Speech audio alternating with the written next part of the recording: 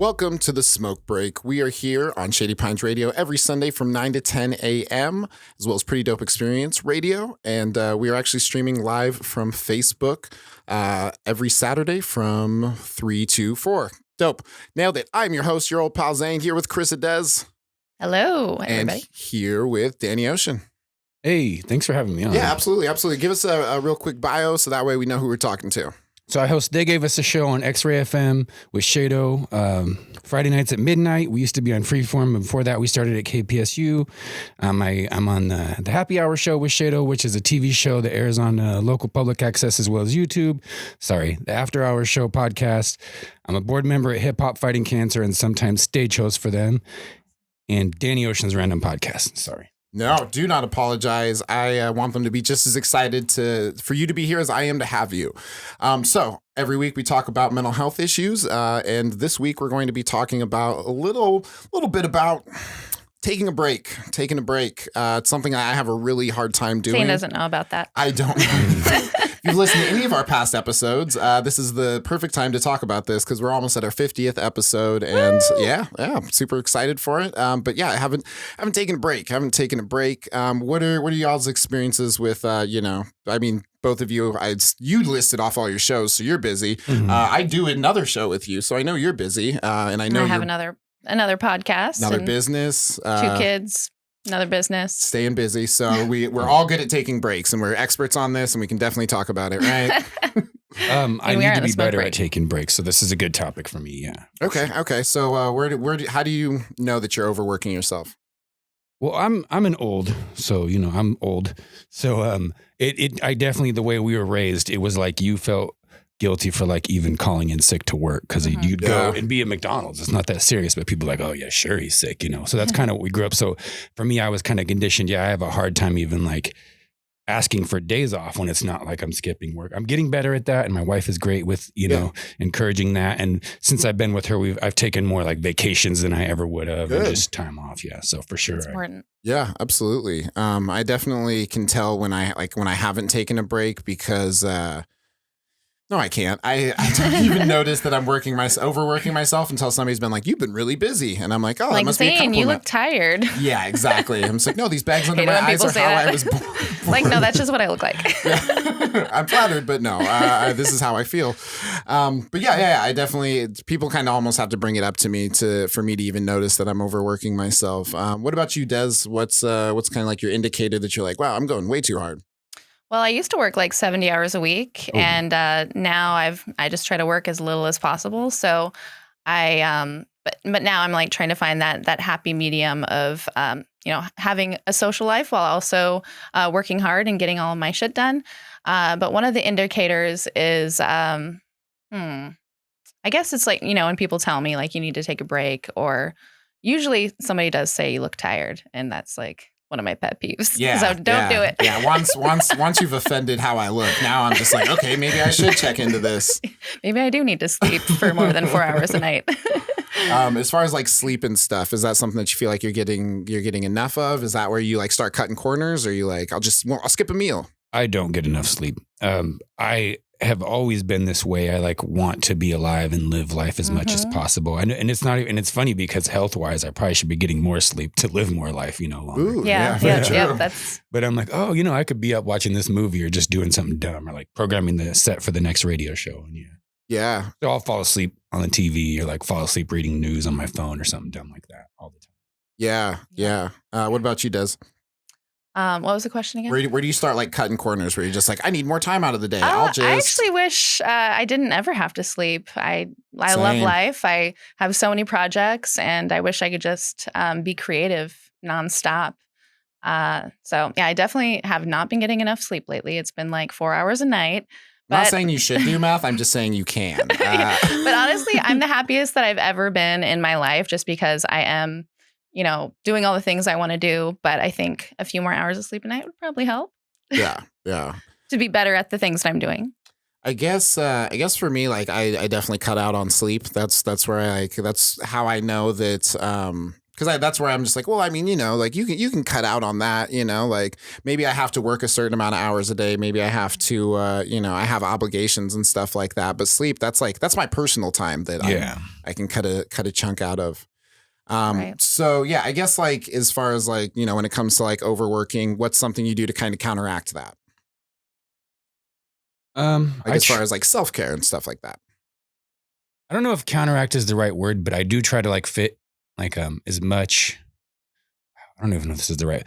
I try to fit as much into like one outing as possible, so that I can kind of have more days off. Like, I mean, if I'm going to go out to see a show, to see an artist, to try to get them on the show, then I'll try to like, well, let's hit up this thing at the same time so we can ask them about this and this. So I don't know if that's really the right answer to the question, but I try to like, it's kind of balance it. Budget your time. Yeah, time management is definitely. Because I have 2 kids at home as well. I have kids, I have a wife, and I want to be present at the same time. At the same time, I'm trying to push forward all my projects. Yeah, absolutely. I think that that's kind of what happens when you overwork yourself, is that like you say, I only have this much time, and so you end up like doing all these projects, but then you forget that there's people in your life that you're like, oh wow, I'm not giving you the attention that I want to, or that I could be, or that I should be, because I'm trying to figure out, okay, well I have this, and then after this I have to, the list goes on and on.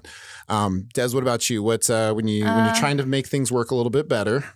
Well, for me, I feel like I'm constantly working, even when I'm hanging out. Like we talked about this a little bit when we want to start going out to shows more together. But also that's, networking for our other show. Still working. And then a lot of my friends also like to create content. So we're like, making little reels together or something. That's fun for me, but still it's like, it still feels like work at the same time. So, but they say that if you're enjoying it, is it really work? Yes, it still is. I enjoy this show, but I still have to be here at a certain time. But to counteract working too much, I guess, I don't know. I have fun working. So I guess just not doing anything some days. I'm like, you know what? Today, I don't feel like doing anything. And I'm just going to eat or order some DoorDash and do nothing today. Yeah, honestly. Every once in a while. I think that's a really good answer, just because I think that if I just kind of take that time aside and just say like, you know what, I'm just not doing anything. Like I just quit my job. So that's cool. But I've also bombed every set that I've done since I quit my job. So you I'm kind of just that, like, but I think you're hard on yourself. I'm sure they were great. Right. You are correct, but I'm also correct. They weren't good, but I am hard on myself. But yeah, I definitely, because of that, my time I have to manage it differently. And so I've kind of just taken days where, no, I haven't. That's a lie. I'm trying to take days where You're thinking about taking days one day. Yeah, one day I will think about taking a day to myself. But yeah, I'm working on it. I know that there was at least one day this week where it was just like, I'm not driving and I'm not, filling out anything or contacting a person or doing, I'm just going to take a day where I just sit here, So yeah, that's definitely something I'm trying to get better at. Yeah, but that's scary too, because then you're just like sitting with your thoughts. You're just sitting there and you're like, wow, all these thoughts that you've never. Is that one of the reasons why, may I ask, that you keep yourself busy? Is it because you like don't want to like sit there and overthink things? You're hired. Okay. All right. Yeah, that's definitely, I think that the more time that I have to myself to like think, the worse. So I'm just like, okay, if I'm always busy, I'm always working, I'm not thinking about, this, that, and the other. What about you, Danny? Would you say that, it's kind of like a reaction to something when you're working that much? Yeah. Yeah. For sure. How so? I guess. I told you it was going to get heavy. Yes, rephrase the question. We get deep. Yeah. Des, you'd ask the question initially. Yeah. Like, I guess the question was, is you working almost like a response to trying not to think as much, or like if you just sit with your thoughts, is it? Oh yeah, I definitely have. Yeah, thank you. I kind of lost it. Yeah, you're all good. I definitely need something to distract me from sitting with my thoughts, even if it's not working and it's just like at the end of the night. I don't like to really just be in bed with my thoughts. So I'll be, even if it's just, smoking and watching like How I Met Your Mother or something like that. I like dumb sitcoms. And so that's something like that. I can kind of, life is kind of stressful. And so I don't want, and when I get home, I want to watch stuff that kind of takes me out of reality. Yeah. Yeah. It's like just distraction. It's so working so much is almost like a form of distraction. So yeah, definitely distracting from my thoughts. Yeah. And I definitely work as a form of distraction too, late at night sometimes. Yeah, definitely. Des, you're the one who originally asked the question. So were you projecting? Wow, damn. Sort of. I don't know. Like these days when I'm at home not doing anything, I just get so creative and then I message you a million things. I'm like, hey, we can do this and that and this and that and that. And my brain just like goes and like it wasn't like that before. I had to like go through a lot of shit and like go to talk therapy to get past those negative thoughts when I'm just sitting at home and being too critical on myself and everything. But now it just goes to my mind goes to a creative place. So yeah.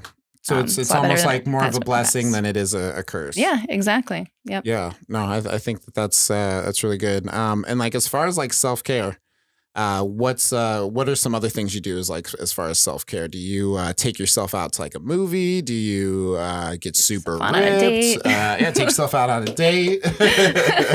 All the above. Me, yeah. Movies, not so much. I'm so like, Shade will always be like, you haven't seen this? Yeah, same. I'm so behind on everything. Like I just watched the Heath Ledger Batman during the like COVID lockdown when I got laid off, and I was like, I'm gonna watch all my Netflix stuff and all my Hulu stuff that I've never seen, and so some of the movies I was watching, he's like, you just now saw this, and so I'll have a Netflix queue with like 800 titles, maybe not that many, but sure. So yeah, we're quoting you on that. But I do like to treat myself to different food places, that kind of thing. So that's kind of like my self-care or self-treating that I'll do, and drag my wife or my friends along with me and try out new food carts, food places like that. I'm like, oh, I saw this on TV, and along the way, I kind of discovered places that I hadn't seen on TV, but that were actually doper, that kind of thing. So that's my main thing. I like to try different food stuff. Yeah, no, I like that. I think that's something I need to get better about is just eating at different places. Some places I'm just like, no, I know that it costs $6 and that's in the budget. But there's just so many places to eat in Portland that you really, need to. We actually went to a place recently. I was like, never been there. Hey, love. Yep. Yeah. And I actually we're going to have a business meeting here. And then we got there and it was like a candlelit dinner and it was super fancy. And we're like, do we fit in here? Crab puffs. This is definitely not my normal spot. This isn't where I get my hamburger. But yeah, what about you as far as like self-care? The same. Yeah. Eating is definitely high on my list of self-care things. And another one is just going to the beach and laying there like a beached whale. That's a good one. Yeah. Doing nothing, just like not even sleeping, just laying there. That's great. No, that's you should try it. I should. I'm terrified of water, but that's why you stay on the shore. Oh well, if I would have known that was an option. There are sand fleas but that's the least of my worries. What about you? I guess for me, I would say that comic books. Comic books is the thing that my mom actually was just like, hey, I'm going to buy you this subscription. It's like a $60 subscription, and she's like, I want you to have this because I know that you don't have any other form of relaxation. And she's very right. She's known me my whole life, and she's like, you're constantly going. So comic books is just kind of that thing that I just take maybe takes like 15 minutes to read through one or whatever, but it's like, it's also like a story where I get to believe that, that there is good in the world, and even if there's not proof of that in the world, and there is at certain times, but like, I just kind of need like a fictional story where I can be like, okay, cool. Everything's going to be all right. Yeah. That's something that you've kind of, you are done your whole life since you were a kid. So it maybe like feels. Honestly, more as an adult. Okay. Yeah. Yeah. She kind of was just like, hey, like, I know that if I don't give you a way to relax, like you're not going to relax, and I'm not going to spend money. It's almost like I realize that there's two places I can cut, and it's sleep and money. So I'm just like, in money, I know that in money, I do it the most unhealthy way. Cause I'm like, I don't have to eat that much. So then I cut spaces there, and then sleep. And it's just like, you're not sleeping, you're not eating, but you read a bunch of comic books. It's like, I'm not doing expertly, but I am trying to do better. So yeah, I definitely trying to do better. But yeah, we are going to take a real quick commercial break, and we'll be right back with the Smoke Break. We're here on Shady Pines Radio every Sunday from 9 to 10 a.m. and every Saturday on Facebook Live. Stickers by Sticker Ninja. They're more than just for your car.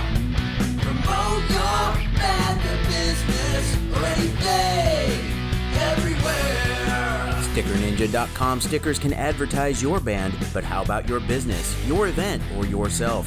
Sticker Ninja has a sticker to fit your need. Sticker business cards, bulk label stickers for your startup product, classic bumper stickers, and stickers in any shape or size for your art. Locally made, high-quality vinyl in full color, UV and water resistant. You design it, they print it, you stick it to the man. And right now, if you use the code SPR10, you get 10% off your order with free domestic shipping. Sticker Ninja's got you covered, and using SPR10 gives you an even sweeter deal. Check out stickerninja.com and use SPR10 today. Sticker Ninja!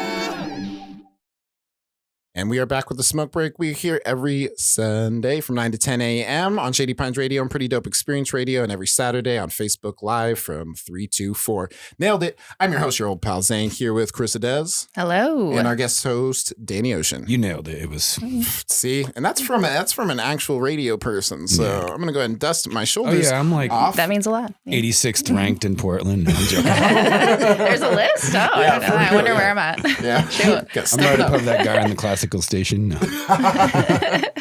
We love classical artists. Yes. So our the next portion that I did want to talk about is just in regards to the stigma that surrounds mental health. So for me growing up, my mom was big into mental health, and so it's as a teenager, I rebelled against it. I was like, this is obnoxious. Like, why is it everything's about anxiety? Everything's about this. I'm this. I have this disease. So it made it really difficult for me to connect with it. But I know that's not everybody's experience. A lot of people have the experience of their parents not believing anything about mental health. Therefore, it makes it harder to talk about. It makes it harder to get into therapy later. So I guess we'll start off with you, Danny, who is our guest, and then our other guest host, Carissa. So I wouldn't say there was really a stigma from my parents. I mean, I did grow up going to church, but my mom wasn't the kind that I was a troubled kid at one time. And so they did like family counseling, right? Yes. And so that was the extent of my experience of going to counseling in my life. And I was just not open to it. There was more a societal stigma about it Sure. than I was getting from, I'd say, my family necessarily. And so it was the same kind of thing. Why you don't need to talk to someone you're whatever they'd say, crazy or nuts or whatever, you know, or even when I felt like, you know, maybe I do need to talk to someone, I'm suspicious of opening up to other people. I have I don't know if that's societal or if it's just me, but I have a hard time. Like, I don't mind opening up to friends or like my wife or, you know, family members, but the idea of a stranger. Yeah. Knowing your Yeah. deepest, Even if they say they're not going to see that's what somebody who shares would say. It's the biggest block for me. But it's out in I the world think. now, out of your head. Yeah. So, Yeah. see how that would be scary for So big block for me with that. Yeah. Yeah. So so there's parts of it that are societal, but it's more on like a personal level where you're like, I don't want to give you that information. I don't know what you're going to do with it. Yeah, exactly. Or more, I don't want to appear like I'm, you know, you don't know when you keep it to yourself, or at least for me, when I keep it to myself, I don't know, is this really, if I go and share this, are they going to see this is a dumb little problem, you know, or Oh yeah. how are they going to, am I wasting their time? They're minimize getting it. the money, but you know, Yeah. Yeah. No, maybe I just need to toughen up. yeah. Well, I think, how do you feel about that phrase, toughen up? me. I think we need to soften up, if you're asking me. Ooh, good answer. Soften our hearts, not harden them. Yeah. But go ahead and tell me about, I guess, your experience with it.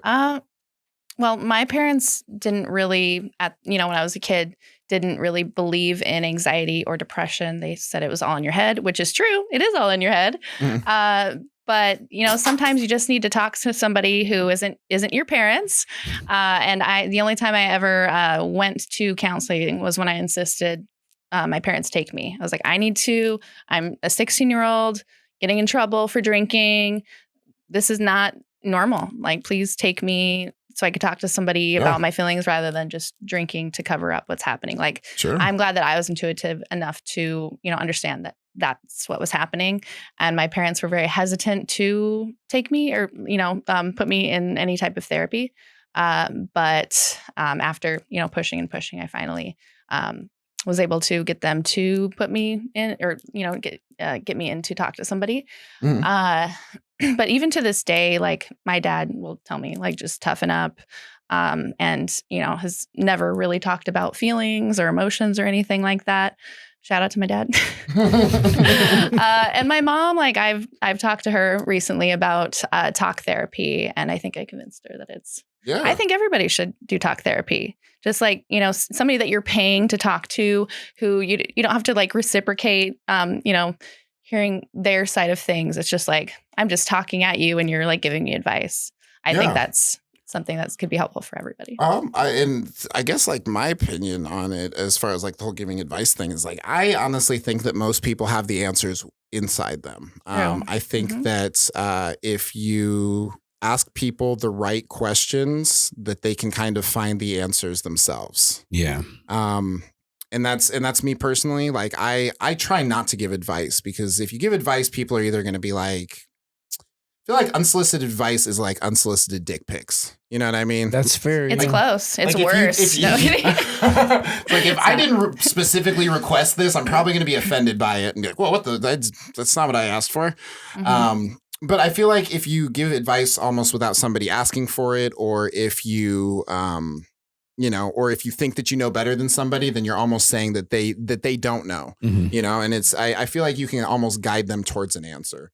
A lot of times. I don't know. Like, I hate it when people give me unsolicited advice, but whenever they do, I'm just like mad about it. And then later I'm like, all right, I didn't like that, but maybe you're right. Maybe I need to like evaluate that part of myself. That's so me. Yeah. Yeah, similar. It's usually my close friends though that do because it. I don't want like my wife will be like, why don't you open up more? And I'm like, because I know what she's going to do and like tell me how to fix it. And I want to be mad about my problem. For no, that's a really good way to put it. Someone will give me unsolicited advice and I'm like, you know what, shut up. And then I'm like, dude, she was totally right. Yeah. Oh, that's so me. A week later, you're like, yeah. For sure. And I don't want to give unsolicited advice because I have this fear of coming off cringe. And like, I feel like me giving any, like when people come to me for advice, I'm like, really? Me? I'm a mess. Like, you want the advice from me? I don't even feel good giving like solicited advice. So. Yeah, exactly. Yeah. Even if you request advice, I'm still just like, well, I mean, what do you think you should do? And they're like, if I knew, I wouldn't ask you. If it's on like a thing I know about, that's one thing. But like on life, like I'm still learning myself. Like I need advice from you is how I feel. Yeah, so. we all are. Yeah. So I guess as far as like, you know, growing up and did anybody have like an experience where they opened up and they're just like, whoop, said too much. I'm never doing that again. Ooh, probably only for me more, you know, when you're a kid and teenager in relationships more so, I would open up and get too clingy too soon. I went through a phase of that. So sure. I guess that's maybe different necessarily than. Well, I mean, you know, opening up your heart and not having it received the way that you were hoping is kind of the theme. Yeah. So definitely that. Yeah. Yeah, I feel like I used to be afraid of doing that, like opening up too much, and people are like, "You're so stiff. You like think so much before you talk."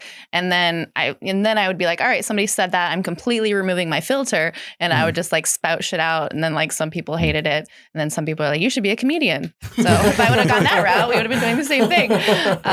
It's funny, but also very, you know, without a filter, I can be very offensive anyway. Yeah. But today, I feel like I have you know, a middle ground where if I feel comfortable with somebody, I'll tell them anything. And sometimes it's TMI, but if they don't like it, they'll tell me, or, you know. Yeah. But now that, you know, I have a couple shows, I feel like I can open up, and it actually like helps to, saying this word again, normalize, you know, talking about mental health and just like talking about whatever is on your mind really without feeling ashamed. Yeah. For me, I guess it's, I've definitely felt like I've said too much. And I feel like I say that on the show sometimes, but I've also found that a lot of the times where I'm just like, wow, I shouldn't have shared that. You know, somebody comes up to me and it's just like, wow, I never could have talked about that. Thank you for, making me feel understood and validated. Like last night, you know, I did a show and I was just like, hey, I used to be addicted to meth and I have bipolar. And for some people, they're like, wow, that was really heavy. Why did you drop all that on me? And I'm just like, because I don't know what to do with it. So I hoped you could help me. But, you know, I've had multiple times, not last night. Everyone was just broke eye contact and was like, I'm not looking or talking to this guy. They're like, this guy has. This is a meth guy. But I've definitely had times where people have been like, yeah, I really struggled with that. Or my son, I've had that one a lot, is like my son's struggling with meth right now. So hearing you talk about that, hearing you laugh, like I got to see a bit of him and it gave me hope. So I think a lot of the fear with stigma is also the thing that allows, us talking about it to become a more powerful thing, is that Definitely. Yeah, it just allows people. So do you feel like sometimes you have a hard time opening up or like, sharing too much because you're afraid of rejection? Because now I don't even really care anymore. I'm like, you're going to tell me no, you're going to, make fun of me. I don't really care because I'm glad that I at least put that out there, you know? Yeah, definitely. Danny, you go ahead and answer first. Then Yes. I'll answer. Yes. Big yes. I control it now. So when I was younger, I would be real introverted and stuff. And it was not, I don't feel it because I was naturally that way. I was bullied and picked on.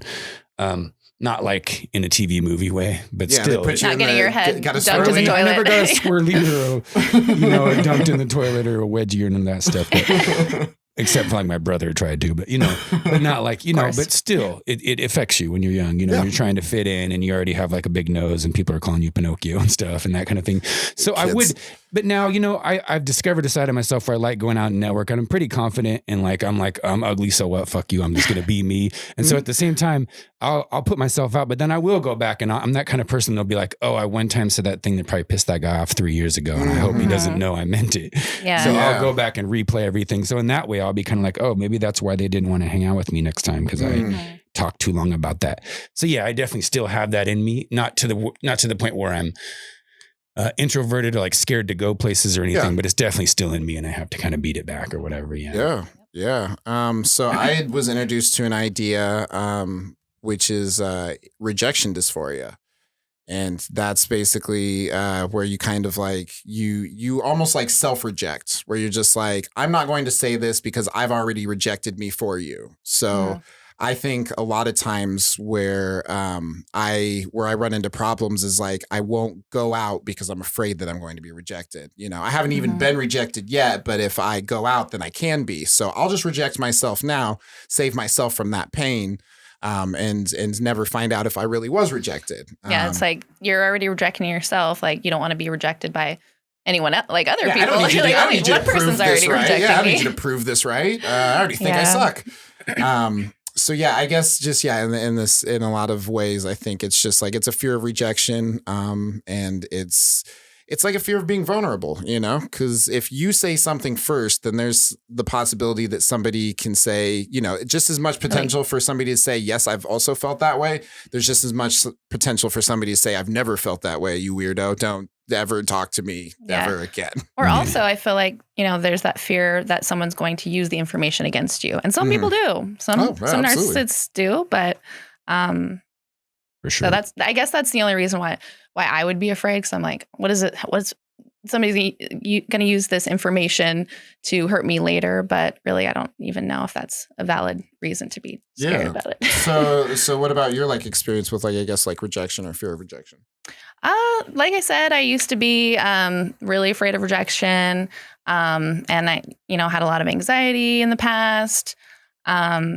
But then I, did a lot of work on myself. I did a lot of work on myself, and now it's like, and you kind of alluded to this too. Like when you share your story, other people feel more comfortable telling their story. So for me, that overcomes my fear of rejection. Being able to help others to just be themselves. That's really cool. You said that. I actually had somebody say to me recently.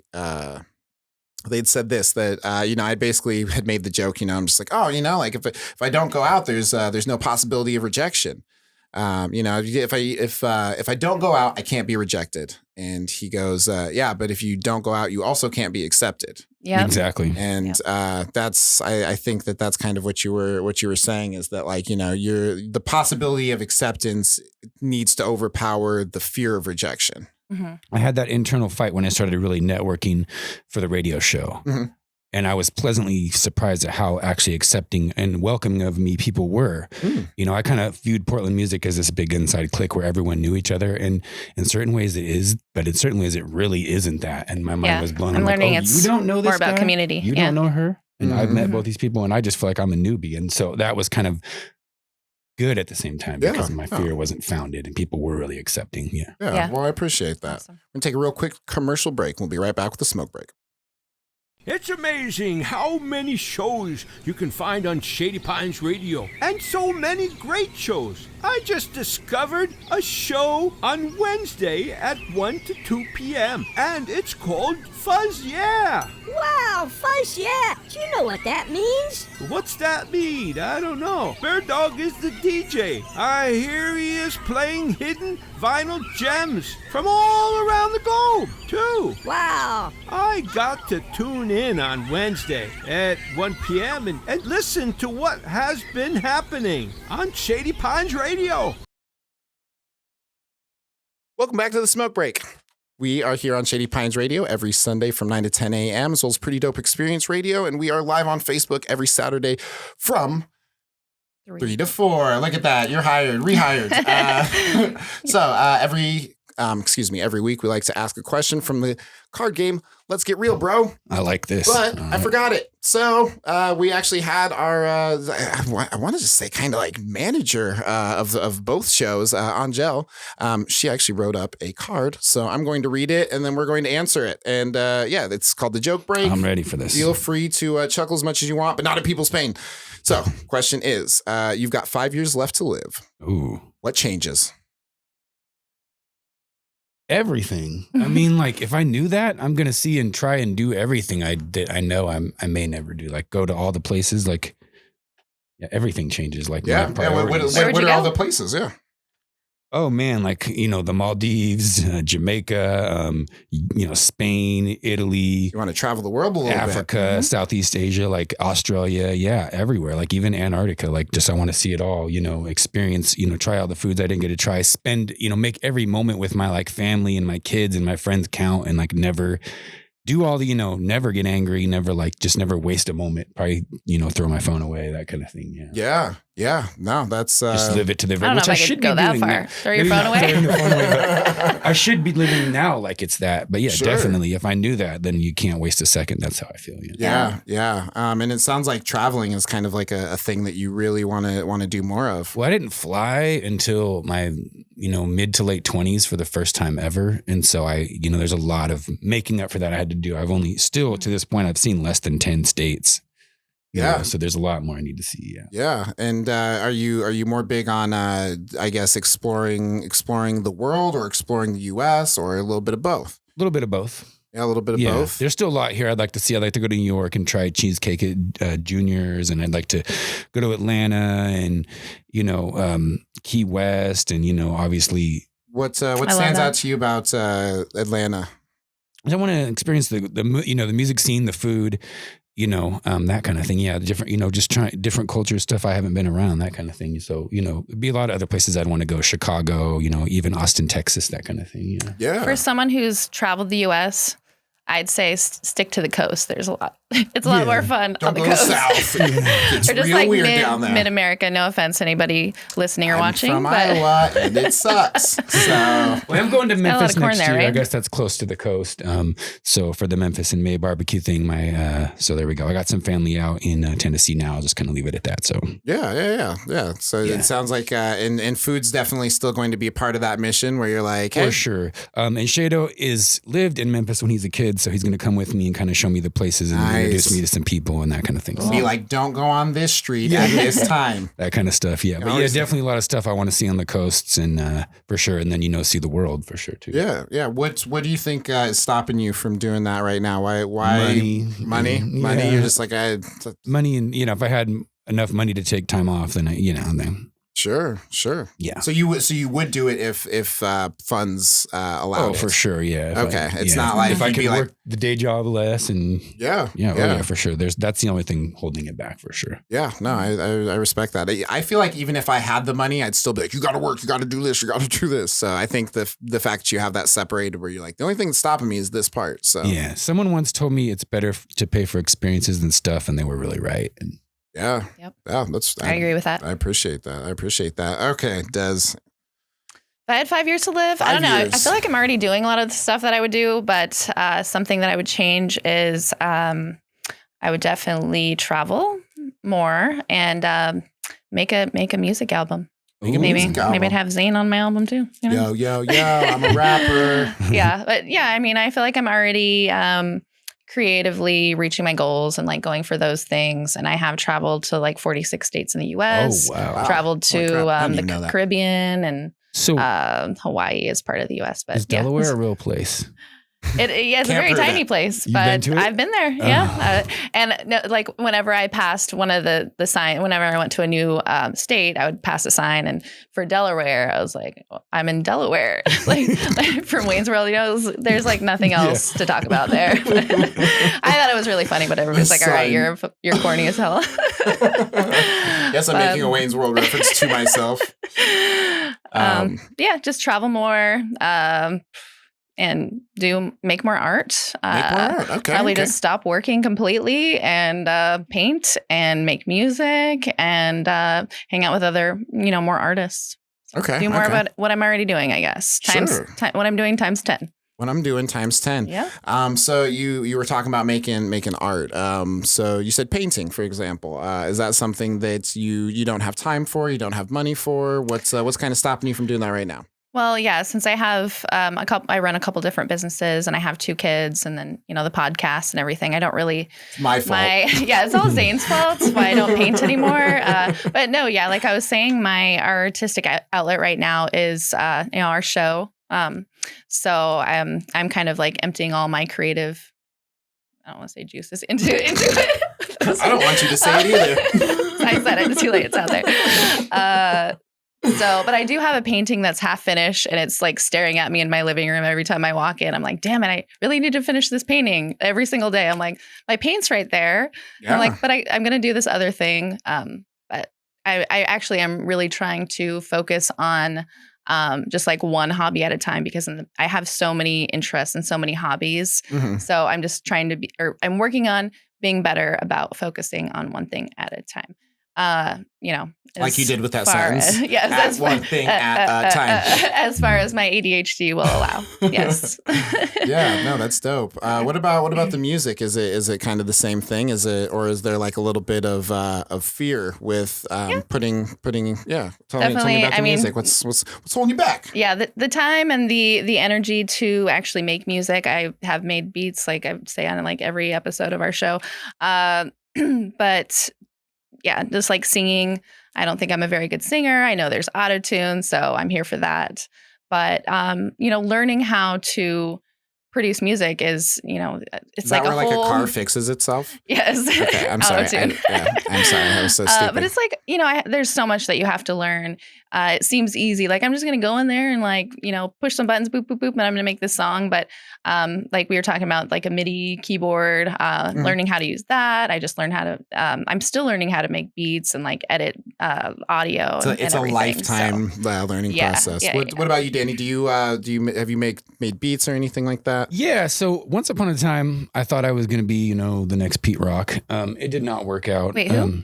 He's a hip hop producer that did a lot of stuff in the 90s. So yeah, I've got back in the day, a real bootleg copy of Fruity Loops and stuff like that. And yeah, we started a hip hop label and I was going to be like the RZA basically and make our beats and stuff like that. And I actually did okay, but it's so much like, I'll be like, oh, this is dope. But then there's like so much more that goes into it. And I'm like, oh, this, and then I'll, I think it sounds dope in my headphones and I play it in the studio and it's just trash, the levels are all off. So I still actually have a legal copy now of Fruity Loops and I do play around making beats and it's still like a hobby I like to do.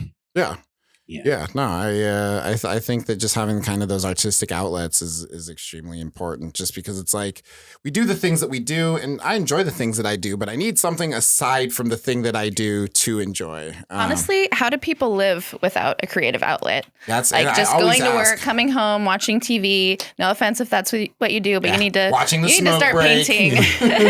Yes. Paint and watch the smoke break, actually. I don't know how people can go without creating something. It's just so ingrained in who we are as people. But at least you're watching other people's art and you're listening to it. Here's the thing about stand-up comedy is that if we were all comedians, all of us would be outside smoking and nobody would be in the audience. Yes. So I'm probably projecting because I smoke a bunch. Also, I quit smoking. Cigarettes, very important. So I bought a new jacket for the smoke break. That's nice. Thank you. I bought a new jacket and I was like, I'm not smoking in this jacket. And I am going to use this topic to stall from what I would do with 5 years. What would you do? Is it working? No. If you were there's the question.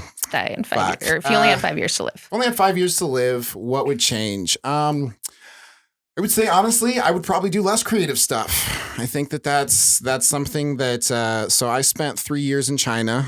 Oh, wow. Yeah. It was. That's dope. Yeah, it was probably the best 3 years of my life. And I got to experience a new culture, a new country, a new language, just so many different types of people. It was really one of the best experiences of my life. I spent all of that time in my room on Fruity Loops trying to make music and being like, someday I'm going to go to Portland and I'm going to be a musician and and it was just... Look at you now. I did do it, but at what cost? Because what ended up happening is my grandparents got in a car accident and I lost them and I had to come back because my grandmother, they were on their way to chemotherapy. My grandmother still had cancer, lost her husband. And I was like, well, I said I would come back. I'll come back a little bit sooner. And so I left China, and it wasn't really until I had gotten back that I was like, I didn't spend any of that time doing anything. Like I couldn't even tell you what a lot of it looked like because I had just this laser focus on like, all right, you gotta make music. Okay. You have to write jokes. You have to get material. You have to, and it's can't waste any time. Exactly. Yeah. So it almost is, it kind of plays into our first topic where it's like, I would finally relax. I would finally get the self-care that I feel like I've been needing. I would spend time with friends that I've been neglecting in this pursuit of this dumb fucking dream.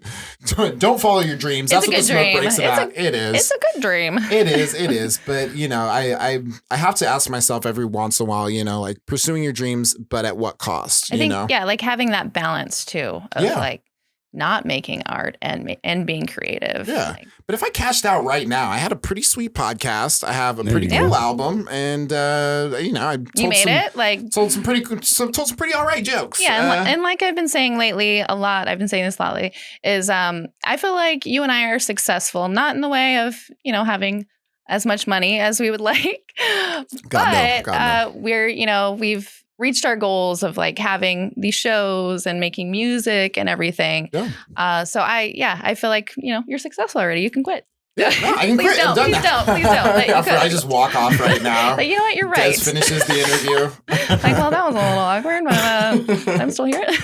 Yep, we get used to innovation. Yeah, exactly. I made it. Yeah, so I guess, my biggest thing would probably just be taking that self-care, spending time with people. That's something that like I've had the hardest time with because so many of my pursuits have been solitary. Making music, very solitary. Doesn't have to be, but often is. If you're not in a band and you're producing music, then you're sitting by yourself. Yeah. If you're not as far as like comedy and stuff like that, like, yes, it's a very social thing, but it can be a very lonely thing where you're sitting, writing jokes, going out, having experiences, writing material. And it just, I feel like just, it's so possible to become laser focused on these goals that you really just kind of neglect the people around you. I have a handful of friends that I know that I don't spend enough time with.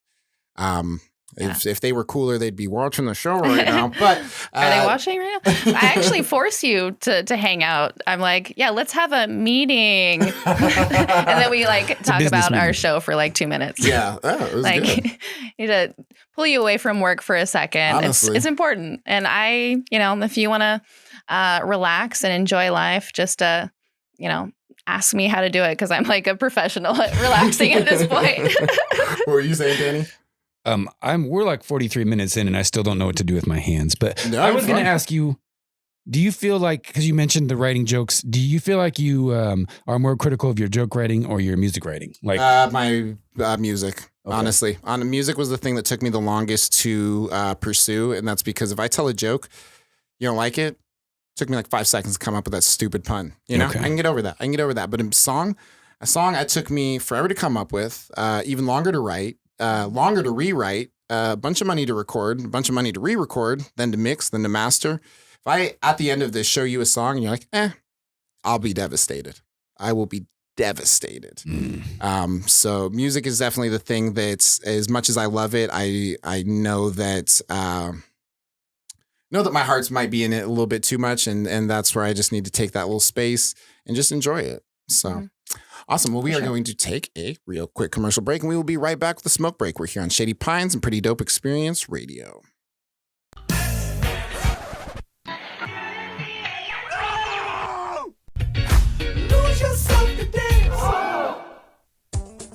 Make sure to tune in every single 5 to 6 p.m. here on Shady Pines Radio for No Dancing Please with me, your host, L. Ron Hubbard. We play an eclectic mix of dance music from all over the world from every single genre. The only issue is we forgot to get the license that allows listeners to dance. So if you're listening and get the groove, just remember, no dancing, please. Perfect. And we are back with the Smoke Break. We're here on Shady Pines Radio every Sunday from 9 to 10 a.m., as well as Pretty Dope Experience Radio. We are live on Saturdays on my Facebook from 3 to 4, and you can find us on Spotify. There, I shouted out all the things, and Apple Podcasts. There we go. Those are all the things. It's on all the platforms. You have Make no sure excuse, you follow basically. and subscribe to their YouTube. Yes. Make sure you do. Thank you. So we're going to wrap it up with one of my by far favorite parts of the Smoke Break, and that is asking people, what are you excited for? Oh, man. What are you excited for? It can be existential if you make it. So much things, like every day. Like, Ooh, I'm I excited love it. for the next day. Like, I can have the worst day possible. And I'm like, if I wake up blessed enough with the chance to live tomorrow, I'm excited for whatever tomorrow brings. Mm-hmm. I know that's kind of a, No, it's not. I'm excited for what's next. You're excited for what's next. What's next? Give me an example. Is it a dentist appointment?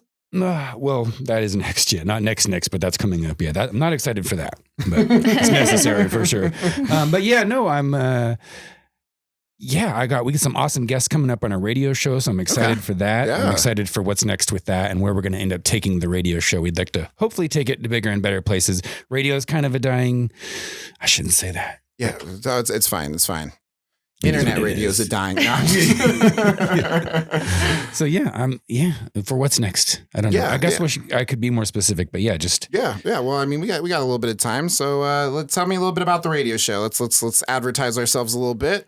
So they gave us a show. We play hip hop, reggae, R&B. We try to mix in a good amount of local hip hop and R&B and whatever. And we interview artists every other episode now. At this point, we used to do it every episode on Freeform, but that was when we were once every 2 weeks. Now that every week we do an artist interview every other week. Okay. And we just had Ladies of the Rose on a couple weeks back. We had Cleo Khalil. We had Don Knock, who was in town from New York for the thesis. Sure. So yeah. That's so far the guests we've had since we've been on X-Ray. And so we got some great guests coming up in the future. Yeah. We got Prince Hype coming on. We got Mike Capes coming back. Magic 9 is going to come on, hopefully. Oh, I've been nice. kind of begging her for that one. Yeah. Blossom in the way future. So we got some great guests lined up. Yeah. Very cool. You said you're on X-Ray. X-Ray FM, yes. Friday nights at midnight. Nights at midnight. Yeah. That's impressive. How long has that been like a thing? So we've been trying to get on X-Ray since I was at KPSU, but they had like a wait list at that time. And so I've been like even bugging Cliff, but I'm like, Cliff is my guy. Like I look up to Cliff when we started the radio show, shout out DJ Cliff. And so I don't want to like use that connection, get me on X-Ray, Cliff. Yeah. But I would always be like, tell me how, who do I need to talk to? When they came and said, the applications are open, I jumped on it. Sure. I still just went, but if the show's good enough, they'll take us. I didn't want to like use that leverage of knowing Cliff to get on. Yeah. But I'm just excited about being on there with people like Cliff and like DJ Ambush and people who've been doing it for a long time. And Yeah. And do you play music on? You said that you do play music. So you play music, you do artist interviews. we tend to be more music heavy. Every other episode when we don't have artists, we'll still play music when artists are on, and it'll be some of their stuff mixed in with other stuff. But we try to give the artists as much time to talk because our show's only an hour at this point. Okay. Do you feel like the hour is probably? And you said an hour at this point. So was it longer before? They offered us 2 hours, and it used to be 2 hours on Freeform, but we're so busy right now with the show being every week now. We didn't want to commit to 1 hour to start. We wanted to get used to the new station, but we're getting to the point where the last couple episodes we've been like, I'm ready for a 2 hour show. Yeah. So it's coming. We're going to be on 2 hours. Hey, I love to hear it. That's definitely something to be excited for. Hopefully, For when sure. we move to an earlier slot in the night, we'll move to the 2 hours. Yeah. I remember the smoke break used to be 2 hours, and boy, was it stressful. Now that we're doing an hour, I'm just like, okay, I could stress this. I definitely can do both. I feel like we could stretch it, but before it was like, I was like, oh, we're gonna do 2 hours, and you don't realize how long 2 hours is until you're like, I'm all out of stuff. What's your favorite color? It's like a bad date. You're just like, so what's your favorite animal? How does that relate to mental health? I'm like trying to tie it back awkwardly. Des, talk to me. What are you excited for? I am excited about getting older and wiser. Ooh, long term. answer. I want to Good be one answer. of those old ladies with pink hair and like dressing the same way that I'm dressing now. With all this stuff under my belt, like the album that I was talking about. Yeah. And then short term, I am excited about making more music, interviewing more artists, which I said last time I was on your show, and I'm excited for the thesis that my friend Mac puts on. Yes. Never Coming miss the Thursday. thesis. Never miss it. There's always good musicians on there. Sorry, is it okay if I shout them out? Please. All right. Oh, please do. This Thursday at Kelly's Olympian. Check it out if you're in the Portland area. Max Smith was actually our first guest on Off the Cuff with Des and Zane. Super fun. I can't stress enough how much shout out Max Smith for just so many things. He's amazing. Super He does cool. so much. That Verbs, all them do. And he's hilarious too, which was we found out. Yeah. Oh, yeah. For sure. We've had him on the radio show way back in the day, and it was an honor and great guest. Yeah, for sure. Yeah. We Out Here magazine, all that stuff. So Seriously solid dude. So I wanted to ask you a little bit. You mentioned getting older and wiser. What does that look like to you? Well, when I picture it, I picture myself being an old ass lady, like dressing really weird, and like having grandkids and everything, and maybe still making raps and maybe even freestyling by then. Yeah, finally we're gonna get the Des freestyle we've all been waiting for. I won't have Off any the Cuff. fucks then. Like yeah. If I don't care now, you should see me in a couple of years. This will be exactly. dope. And then short term, what was the question? Like just being more specific about it. Older and wiser. Like what does that look like? Older to and you? wiser. What about the wiser part? Tell me about that. I've gotten pretty wise even over the past couple of years. Sure. Did a lot of learning. I think a lot of people did, being cooped up for, during the lockdown, the pandemic and everything, really made us think about ourselves and like reflect and all of that. And like we did have to sit alone with our thoughts. So I feel like I've gotten a lot wiser, like I said, over the past 2 years. Sure. And I want to constantly, learn from people and also be a teacher, but I don't think anybody ever stops learning, Yeah. I think that's a really good really good perspective and just really something to look forward to because I feel like there's a lot of dread that comes with getting older, and maybe even wiser. I don't want to look older, but yeah. Well, I mean, but that's almost it comes with it, like. But I'll be a cute ass old lady, so I'm okay with it. No, I definitely I agree with that, but I agree with the like just I guess that fear of getting older of just like. Some people don't look forward to it because they're like, oh, what if my body doesn't work? And what if, Yeah, of course. I don't want to think about that part. Yeah, absolutely. But but I'm hoping that, the wisdom increases as my body gets more frail. Like, I just keep getting wiser. There's got to be like, some kind of trade. There's got to be some kind of trade. How do you feel about aging? Are you like, this is the dopest shit I've ever done? I plan to live to be like 300 to 600 years old. Nice. So They can download our consciousness. They got some kind of pill going on. Yeah. I'm going to find it. No. Yep. I'm right there with you. We'll find it. Dude, it's scary. Yeah. I envy that people can like say I look forward to. I don't know. I like life a lot, and so it's not scary going through it, but the thought of getting older is kind of scary to me. Yeah. So sometimes I wake up and I'm like, whoa, I am in my mid 30s. How did this happen? Does it feel like that, or is it like? Yes, yeah. Because in my head, I still feel like I'm like 22 in a way. In certain ways, I can't, obviously get down on the basketball court like I used to, or stay out the way I used to, or it's different in the morning. It's way different in the morning. There's 2 drink maximum going on here usually. They're like 2 drink minimum. You're like 2 drink maximum. So when I go out, it's to shows. You're not going to find me at the Spark or whatever. No offense to anyone. Shout out to the DJs and stuff, but I'm still out there. I know my age. I know what's going on. I'll twerk enough for both of us. Don't worry. So I do go to events, but it's more like, music events because they'll end at the right time and that kind of thing. Yeah. I'll go to Capitol and get a drink, but that's not the same as like going to a club, A club. Kind of thing, yeah. Oh, I feel that. Let's see. What am I excited for? I guess I'm excited for gaining some new perspective. I'm excited that I quit my job and I put that behind me. Like I had said earlier, I have bombed just about every set I've done. I don't believe it. I understand, and I think it's just because even the phrase bombing, I think is just because it's compared to now that I've opened up this time in my schedule, I think that there's a greater pressure put on it where it's like, oh, you know, I quit so that I could perform. And now that I'm performing, it has to go perfect. And it's like, it's never going to go perfect.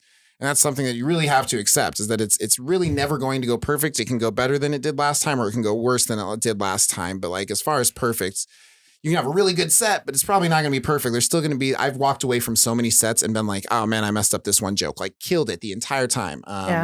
And I focus on that. So I guess gaining a perspective in just in what to expect, in being able to enjoy things as they are and not as I wish they were. Yeah. I have a question for you. Please. Do you actually enjoy yourself when you're up on stage? Yes. Okay. Yes. If I'm having a good time. Yeah. If I'm having a good time, I enjoy myself. If you're enjoying yourself, I feel like it would take some of the pressure off. But oh, absolutely. No, definitely. I'm glad that you brought that up. So a few years ago, back in 2018, I actually went to the finals of Portland's Funniest Person contest. I remember you posting about this. Yeah. And the thing that allowed me to do that was right before I went on stage, my normal co-host for this, Amanda Lynn Deal, she's actually in New York right now doing the comedy thing, so good for her. Malik's down in Atlanta doing the music thing. But Amanda Lynn Deal, we were dating at the time, and she had brought up as I was just about to go on stage, she's like, have fun. And like, for some reason, it just I didn't even think about that because I was so worried about remembering my jokes. I was so worried about advancing. I was so worried about, and she just goes, have fun. And you're like, have fun? That's an option? Yeah. I'm just like, where am I going to find time? There's no time. And so it really just kind of brought to my attention that like, that's something that I forget. And it's something that I kind of went into last night thinking like, oh, I need to make sure that I do this.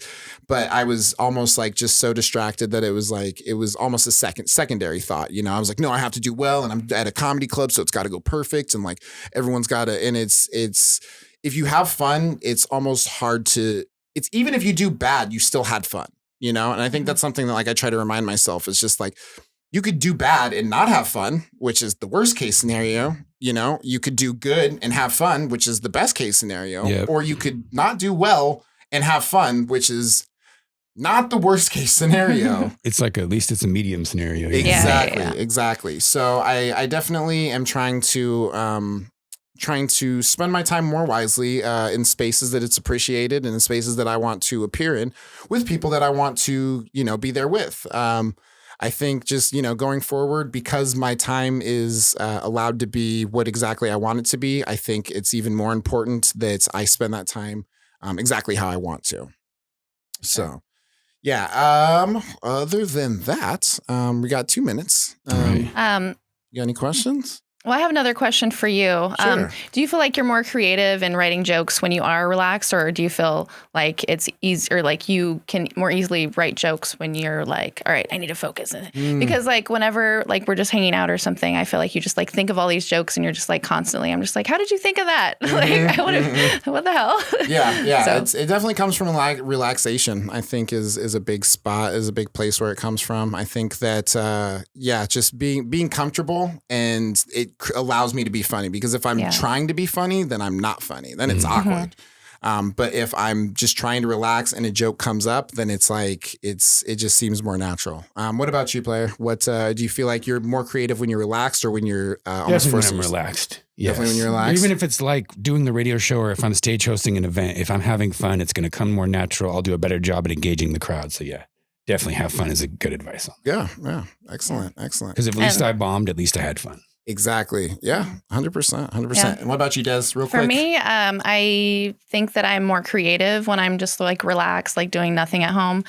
But I'm like better at performing when I'm like focused and like serious does, you know? Because if I'm like too relaxed, I'll just be like, so relax. If I was like too relaxed here, I'd be like, yo, what's up? I'm just drinking my matcha tea. So, you know, I have to, like when I'm actually like performing. Yeah. Shout out to matcha tea. Yes. Keeps me going. Excellent. Well, hey, I appreciate both of you accompanying me on this episode of The Smoke Break. Thank you for having me on. I'm honored. Thanks for having me on again. Absolutely. Future me, don't be too critical of how you look on this video. You look great. You look great. And also, I love your shirt. Later Rhymes and raw energy. Shout out to Dre At first, Slaps. I thought it said Dare. I actually won a contest and came up with Rhymes and raw I didn't energy. come up with rare, but he wanted. You know, he did a contest. What should the acronym? I Right. can work Awesome. with that. Yeah. Beautiful. All right. Thank you guys.